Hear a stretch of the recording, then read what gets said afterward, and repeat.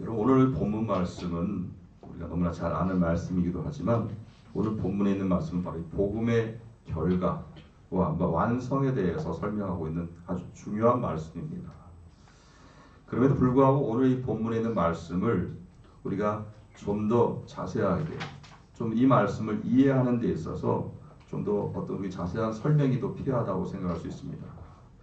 그래서 오늘 본문은 무엇이냐면은 우리가 구원받았다고 하는데, 자, 구원을 받았다라고 하는 것이 무엇이며 구원받음으로 말미암아 어떤 변화가 일어나는가, 구원받은 사람의 마지막의 끝은 무엇인가라고 하는 부분을 그렇게 결론적으로 설명하는 것이 오늘 본문의 말씀입니다. 그래서 구원받은 우리가 과연 구원받았다라고 하는 것이 무엇이고, 구원받음으로 말미암아 우리 삶에 어떤 변화가 일어나는 것이고, 또 우리 마지막의 끝은 무엇인가라고 하는 아주 중요한 말씀이라는 것이죠. 많은 사람들이 구원받았다라고 하는 것을 단순하게 생각을 합니다. 아, 우리 구원받았어. 내가 구원받았으니까 내가 죄를 용서함 받고 난 천국에 들어간다 라고 그렇게 믿는단 말입니다. 그렇죠. 문제는 뭐냐면 아직까지 우리가 천국에 들어가지를 않았어요. 우리는 이 세상에 살아가고 있어요. 천국에 들어가면 아, 내가 구원받은 사람으로 들어간다 이해가 되는데, 우리는 구원받았다라고 믿지만 천국에 아직 들어가지를 않았다는 거죠. 그래서 믿음으로 우리가 구원받은 것을 알지만 실제 우리의 삶은 천국의 삶과는 분명히 다르다는 겁니다. 그러니까 이 구원의 삶을 갖다가 너무 관념적으로 믿는 거예요. 생각으로는 뭔지 알겠어요. 그런데 실제 우리의 삶하고는 이게 차이가 많이 난다는 것이죠. 그러니까 많은 성도들이 구원의 삶을 통해서 그래, 구원의 삶 우리가 예배드리고 헌금하고 기도하고 봉사하고 이것을 구원의 삶이라고 생각할 수 있다는 거예요. 여러분, 우리가 믿음으로 구원받았기 때문에 내가 예수님을 믿는 순간에 예수님께서 내 눈앞에 탁 나타나셨다든지, 내가 믿는 순간에 정말 내가 그것도 하나님께서 어떻게 무슨 말씀을 하시고 어떻게 역사하시는지 내 눈으로 볼 수만 있다고 하면은 그럼 얼마나 좋겠어요. 내가 믿었다고 하는데 구원받은 걸 확신하는데도 불구하고 그것을 내가 눈으로 직접 볼 수 있는 것이 아니고 실제적으로 내가 어떤 만져질 수 있는 것이 아니란 말이죠. 사도 바울이 여기에 대해서 우리를 어떻게 위로하냐 하면은 로마서 8장 24절 25절에 보게 되면은 사도 바울이 이렇게 우리를 위로하는 겁니다. 한번 같이 읽겠습니다. 시작. 우리가 소망으로 구원을 얻었음에 보이는 소망이 아니니 보는 것을 누가 바라리요. 만일 우리가 보지 못하는 것을 바라면 참음으로 기다릴지니라. 이 말씀인 겁니다. 우리가 눈으로 볼 수 있으면 좋은데 볼 수가 없다는 거예요. 그래서 이런 거예요. 참음으로 기다려야 한다는 거예요. 참음으로 기다려야 한다는 것이죠. 여러분, 오늘 우리가 이 본문 말씀을 통하여서 두 가지를 생각을 해야 됩니다. 첫 번째는 뭐냐 하면은 바로 예수께서 부활하셨다. 그리고 잠자는 자들의 첫 열매가 되셨다는 것이죠. 그래서 오늘 고린도전서 15장 20절에 있는 말씀과 같이 잠자는 자들의 첫 열매가 되셨다는 것. 여기에 잠자는 자들의 첫 열매라고 하는 것이 무슨 뜻인가?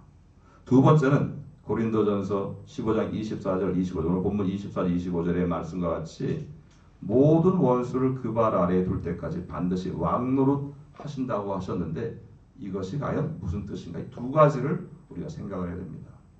이 두 가지가 아주 중요한 핵심적인 내용이라는 것이죠. 자, 먼저 우리가 본문 20절의 말씀을 우리가 다시 보겠습니다. 20절 말씀 보니까는 그러나 이제 그리스도께서 죽은 자 가운데서 다시 살아나사 부활하셨다는 것이죠. 잠자는 자들의 첫 열매가 되셨도다. 우리는 예수께서 십자가에 달려 죽으시고 죽으신 후 사흘 만에 부활하신 것을 믿습니다. 우리는 그 부활을 믿습니다. 고린도전서 15장 12절에서 13절까지 말씀을 보게 되면은 12절부터 13절 말씀 이렇게 말씀합니다. 같이 읽습니다. 시작.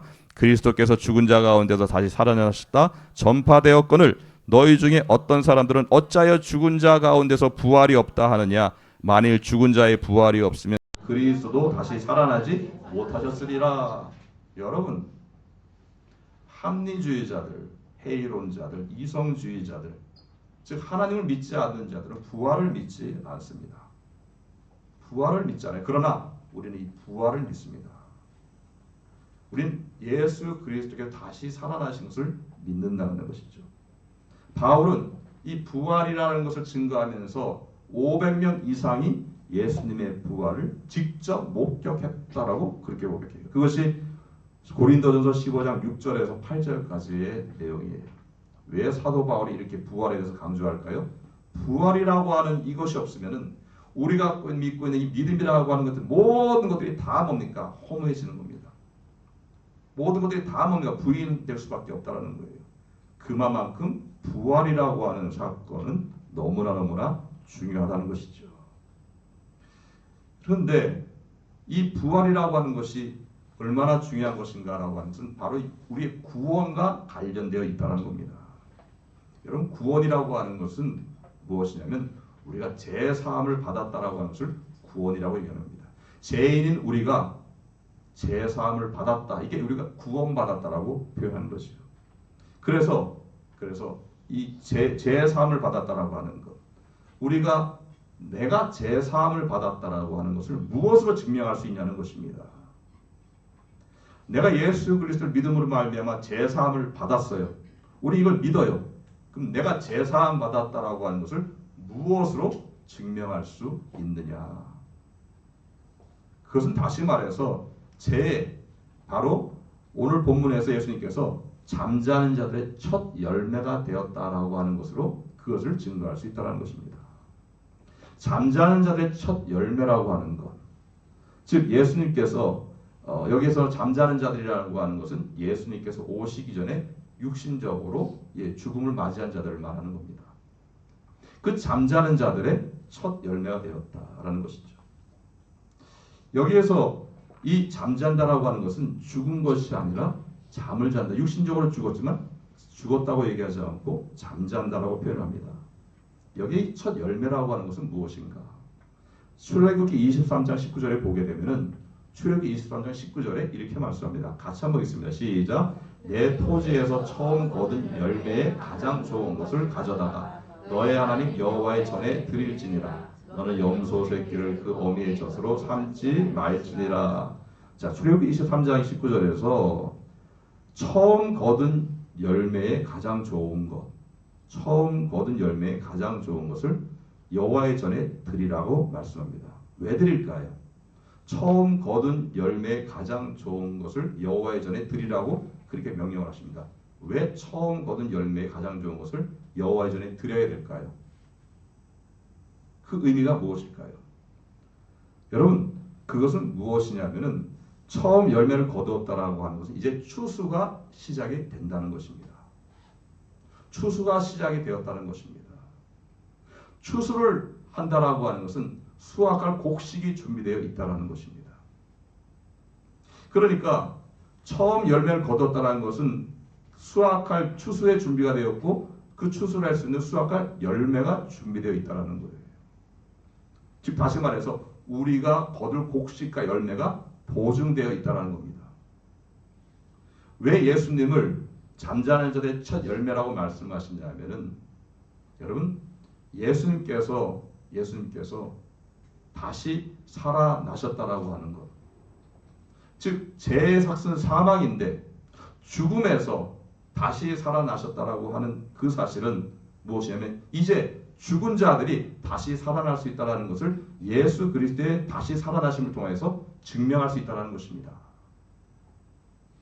우리가 구원받았다라고 하는 것은 죄에서 용서함을 받았다는 것인데, 내가 죄에서 용서함을 받았다라는 것은 죄의 결과인 죽음, 사망에서 내가 살아났다는 것입니다. 내가 다시 살아날 수 있다는 것은 무엇을 증명하느냐? 바로 예수 그리스도께서 다시 살아나심으로 말미암아 우리도 이미 죽은 자들도 다시 살아날 수 있다는 것을 바로 예수님께서 보증하셨다는 것입니다. 믿으십니까?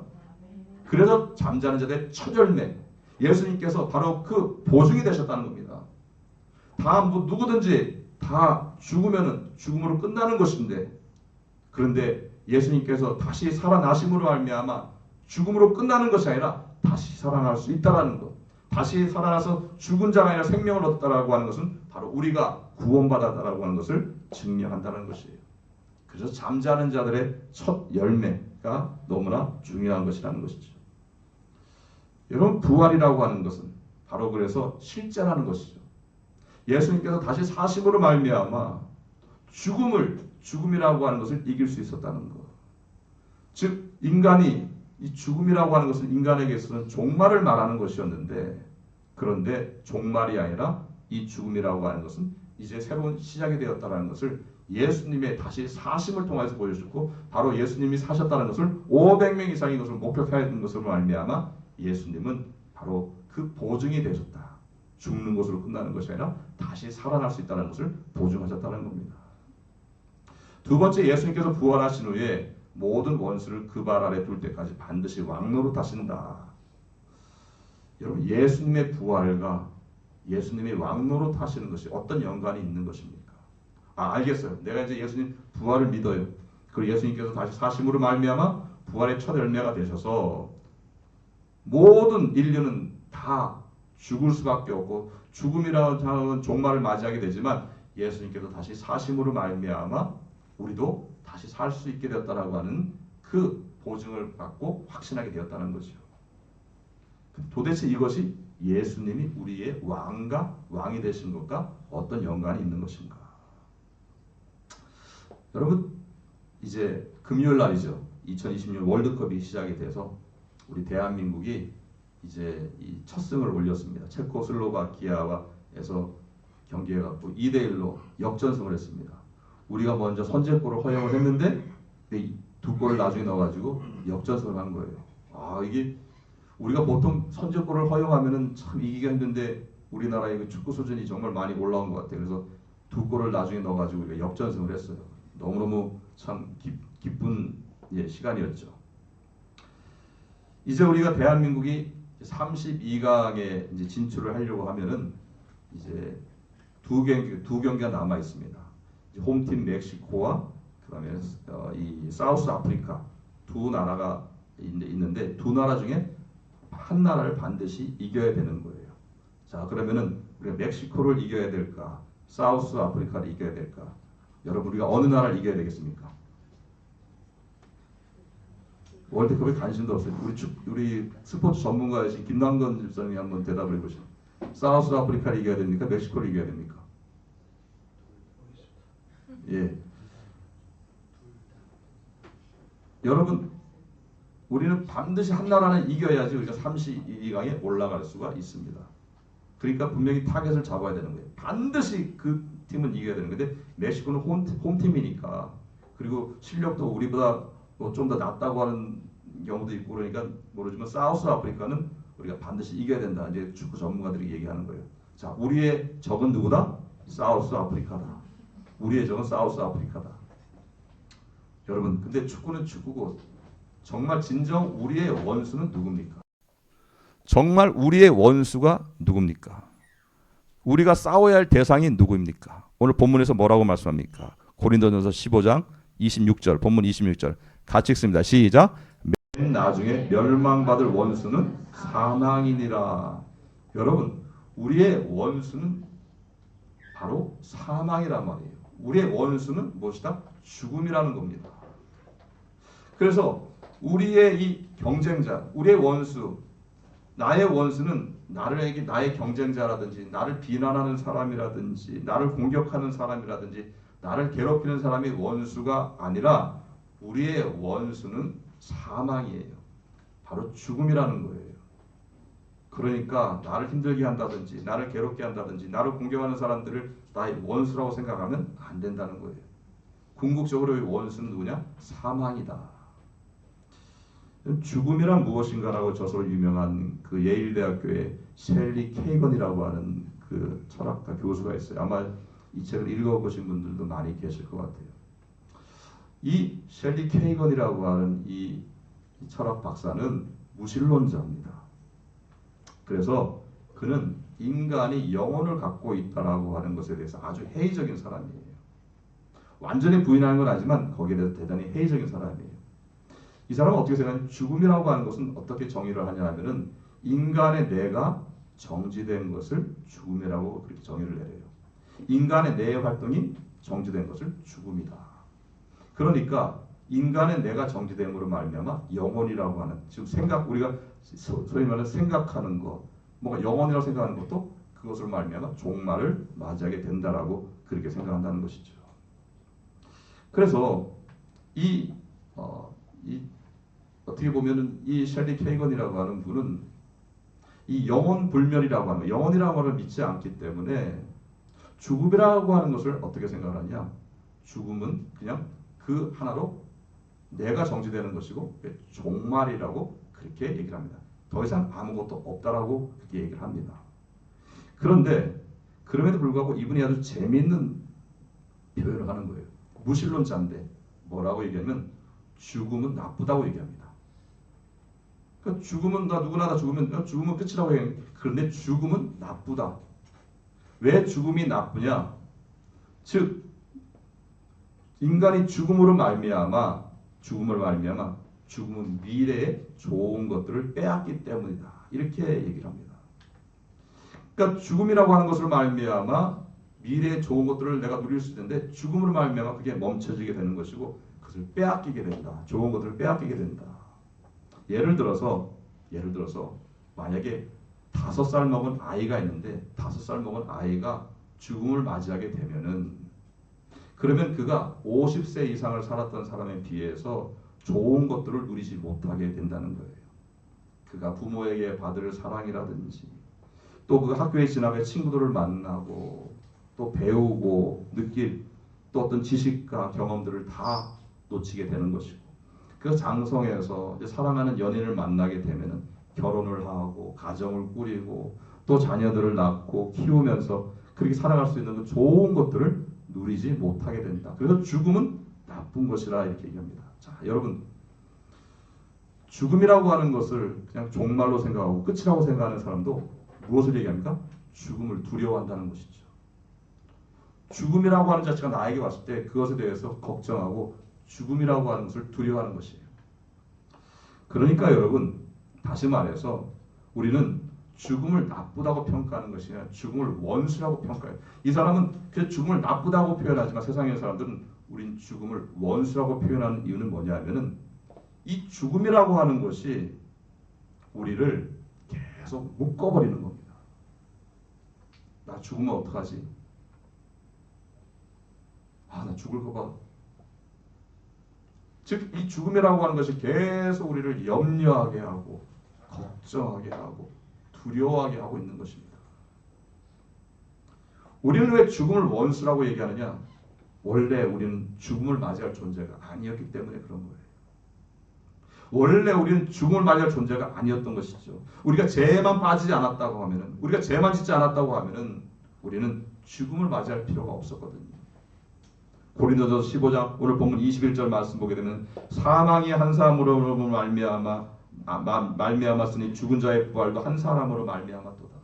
예, 다윗의 그 불순종, 다윗의 범죄로 말미암아 우리 모두가 다 이 죄의 저주에 빠지게 되었고 아담이 바로 인류의 대표였기 때문에 그 아담의 죄로 말미암아 우리는 모두 다 죄인이 되었단 말이에요. 아담 때문에 도대체 아담 왜 그랬냐 말이에요. 왜 불순종해가지고 우리가 다 죄에 빠지겠냐 말이에요. 그래서 우리 뭡니까? 다윗의 고백과 같이 시편 51편 말씀 보면 내가 죄악 중에 출생하였으며 어머니가 죄 중에 나를 잉태하였나이다. 우리는 나면서부터 죄인이란 말입니다. 이 죄로 말미암아 우리는 바로 이 죽음이라고 하는 바로 이 절망과 같은 이 저주에 우리가 빠지게 되었다는 것이죠. 로마서 3장 23절 말씀 보게 되면 모든 사람이 죄를 범하였으며 하나님의 영광에 이르지 못하였더니라고 말씀합니다. 우리가 다 죄인이라는 거죠. 그리고 죄의 결과가 무엇입니까? 이 죄로 말미암아 일어난 결과가 뭐예요? 요한복음 8장 34절 같이 읽습니다. 시작. 예수께서 대답하시되 진실로 진실로 너희에게 이르노니 죄를 범하는 자마다 죄의 종이라. 결국 여러분 우리가 죄를 범함으로 말미암아 죄의 종이 되었습니다. 죄의 노예가 되었어요. 여러분 우리가 예수 그리스도를 만나지 못했다고 하면 우리가 예수 그리스도를 믿음으로 우리가 나의 주로 영접하지 못했으면 우리는 여전히 죄인이고 우리는 죄의 종으로 살아가고 있는 거예요. 죄의 노예가 되었다는 것이죠. 그래서 결국 뭡니까? 죄가 나를 이끌어갑니다. 죄가 나의 주인이 되는 겁니다. 계속 죄가 나에게 영향력을 끼치게 되는 겁니다.